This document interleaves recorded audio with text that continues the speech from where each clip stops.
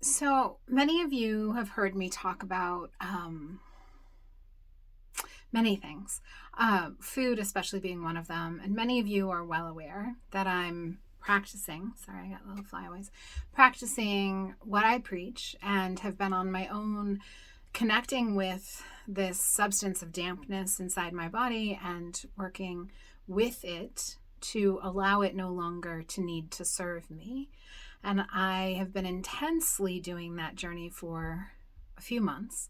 And the shifts and changes in my body have been profound. I mean, massive, massive loss of weight, but also clearness of energy and clarity in my mind and a connection to my body. And it was done through connection. That's the thing. Releasing dampness is not just about what foods one eats, it's actually about the connection that we're forming. So it was a deepening of connection between me and my body.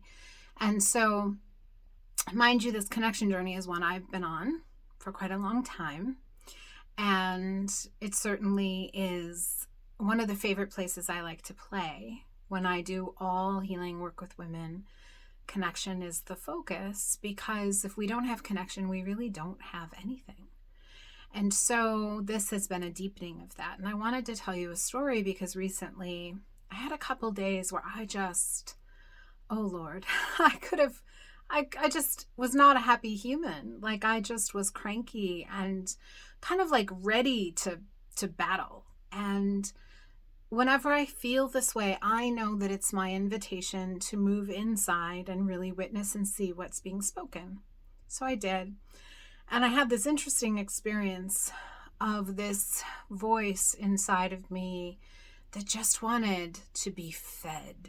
Like there was this undeniable, and I think I will equate it to what people say, the food noise, the food noise, the food noise. So it was like anything or everything, it didn't matter.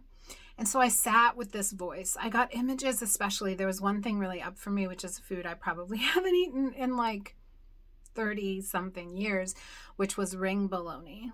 And when I asked, what age is this coming from? It was somewhere between 6 and 8. And that was around the time that would have been like my favorite food in the world. And I really it wasn't a craving. It was like this deep guttural, like feed me now kind of thing. And knowing that even food noise is actually these aspects of self, and knowing, because I've been working with the dampness, that I was at what I call a foundation layer. It's like a layer that has really shored me up for a very long time. So I tuned in more, and I really went and like allowed the craving, the feed me now sense, to get bigger and bigger and bigger, like so uncomfortable. I wanted to be in any room but the room I was in. But my commitment is to stay with it and to stay present and to stay in myself. And so I did. And it would morph, like, then feed me pepperoni pizza, then feed me chips and queso, then feed me apple pie, then feed me. It was just regardless, just feed me. But again, I could feel that wasn't the body's ask. It was this layer, this shore me up layer. And I continued to sit with all those versions of me. And that 6 to 8-year-old self finally kind of came and sat with me in this meditative state. And she expressed that she just felt such grief. She wanted anyone to see her and feel her and hear her.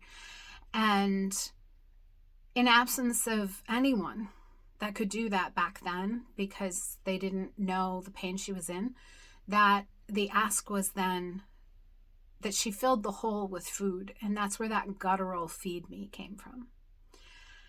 And so I just sat with her. First, we just held hands, and I said, I'm just going to stay with you if that's okay. I'm just going to support you. And if you really want to eat those foods, like, I'll go get you those foods. It's not a denial. It's actually just that let's sit together. And I did this over the course of the day many times, and the next day many times, and the next day many times. And the end result was that feed me sense has since evaporated. And when I tune in with her, she feels very seen. And I know that the damp has told me that this layer of constraint, this foundational layer, is finally dissolving, and that there's freedom occurring and spaciousness occurring in my body. And I wanted to bring this because there's so much talk about food noise, and it's spoken about as this thing like that we're victimized to. And I do understand the intensity. I have a history of anorexia. Like, I understand. But I also have found that this damp foundational substance that came in to shore us up and keep us safe and hold us together, this substance has a purpose, and if we meet the purpose, then it no longer has to be there, and then the noise is able to dissipate. So I just wanted to share, because there's some people out there who really do want to know, isn't there another way for me to address this other than just silencing the voice? And I just want you to know that there is. It's not as easy as just silencing the voice, that's for sure. But there's freedom, because it's you with you, and not you dependent on an external something that could be in short supply or no longer covered, or you can't afford it, or whatever the thing. That you actually can heal these patterns or resolve them, release them, and not have to feel like they hold you hostage for your whole life, or that you're always afraid that they'll come back, because this is about regaining our power, not abdicating our power to an external substance that we hope holds. That's just my message for you. Love you.